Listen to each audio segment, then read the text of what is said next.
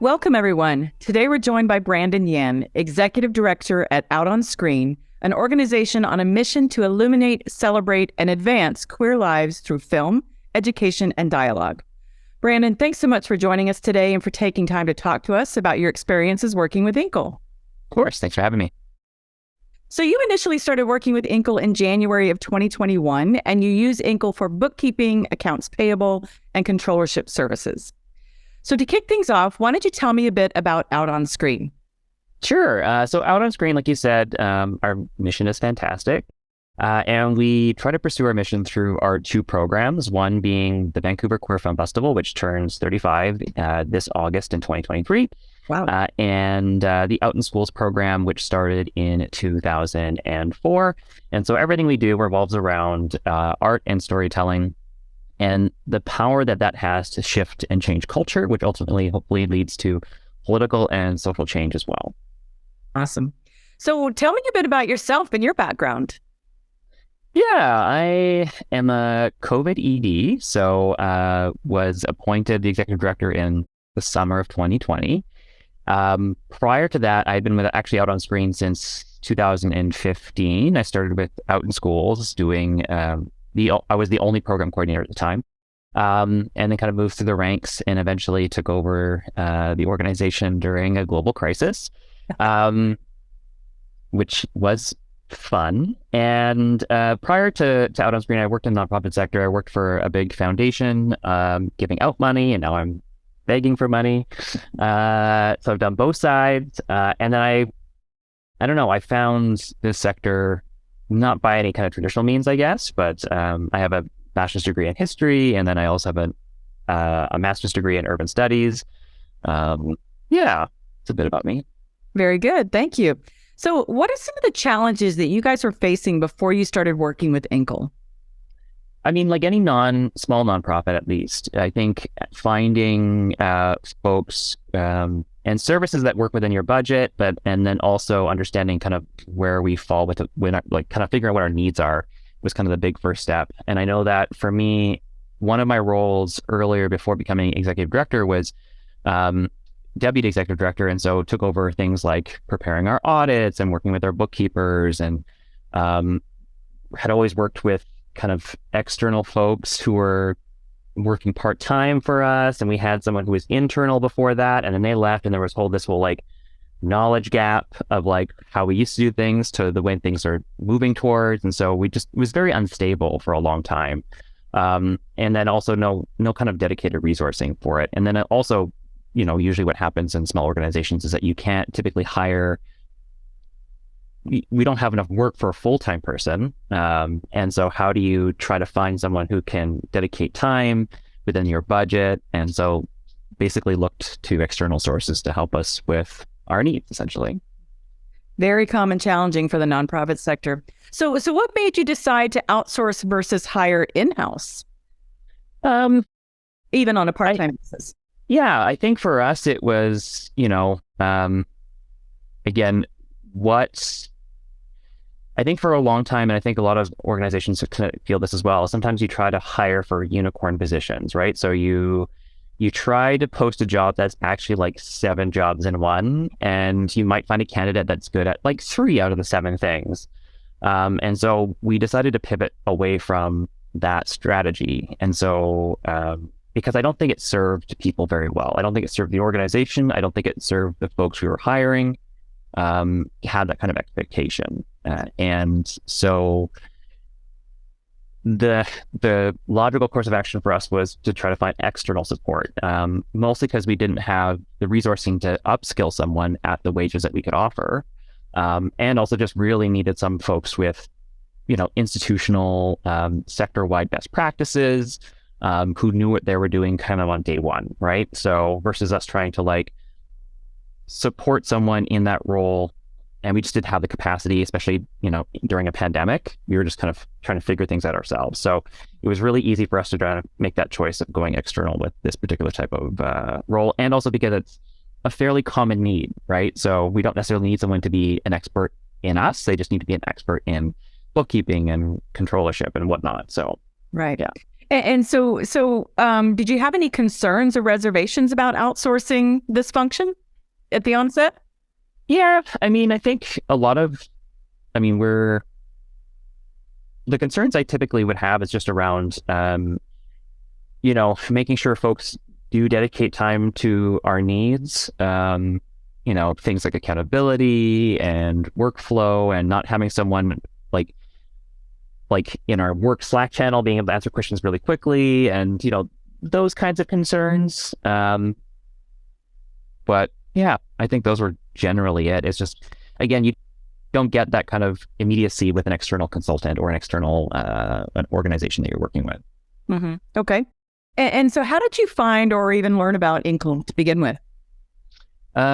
Good question. I think for us, trying to remember back in 2020, but I think we just did a canvas of the field. We were looking at individuals who could do bookkeeping, and organizations and companies, and wanted something that was local to us here in Vancouver.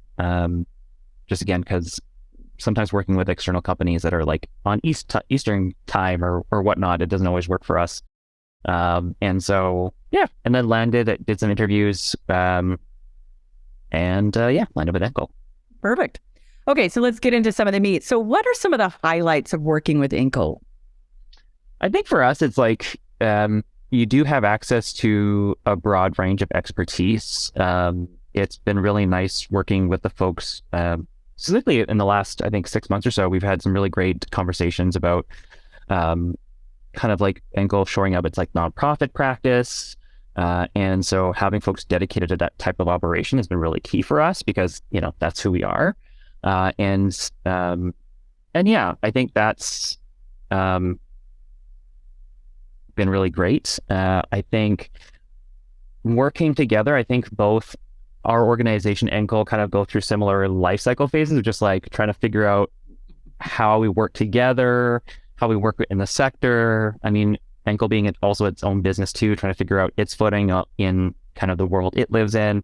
But it's been pretty productive in that sense. I feel like we've come to a really good place, specifically even just in the last year as we kind of like navigate through the pandemic concurrently or together rather. I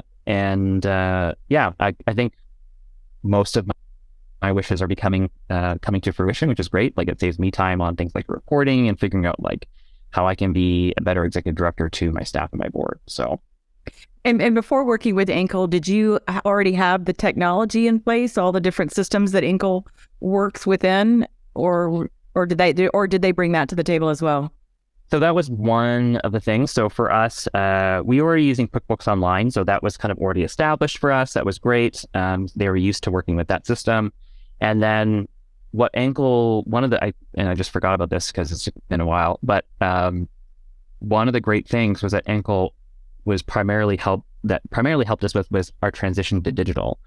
And what I mean by that is that, in the throes of the pandemic, I think prior to Enkel, we were still doing checks and like everything we had to physically drive to a board member's house to get something signed and like to make sure we could pay people. And so they moved us over to Pluto and other expense systems so that everything kind of remained digital and kind of upped our game in that sense, which was really necessary because again, doing the things the way they were done prior to the pandemic it was just so much more work for us. And still allowed us to keep those controls and checks and balances on our finances as well. Mm-hmm. Very good. So you talked a little bit about some time savings. What other results have you achieved working with Enkel? I think it's just better systems in general. Even for a small organization like us, we try to pride ourselves on having great systems. So by this, it means that, we can pay people in a timely manner. We kind of live and die by our connection with our communities. And so any delay in trying to pay, people, and we work with 2S LGBTQI plus artists who, are marginalized already. And so in order for us to serve them, like being able to get money out the door really quickly, but also with the same checks and balances that we normally would have is really key.